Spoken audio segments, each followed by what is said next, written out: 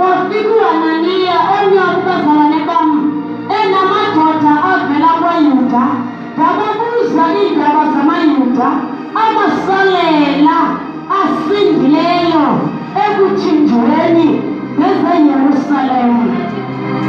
Bathi kum, amaqongqolo asele kuthinjweni kweYuda asekubini obukhulu nasekuvekivweni, nodonga lweYerusalem luqhekekile, namasango ayo atshe ngumlilo.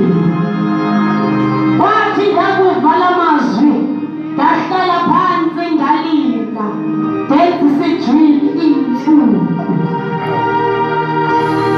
Haleluya. Akuba ulele cela singangxoli, cela singangxoli.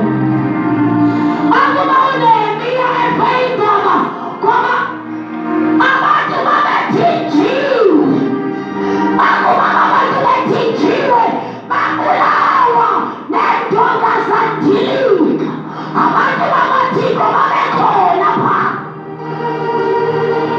Lithi iBhayibhile uNehemiya wahlutshwa yiloo nto, akazange ahlele.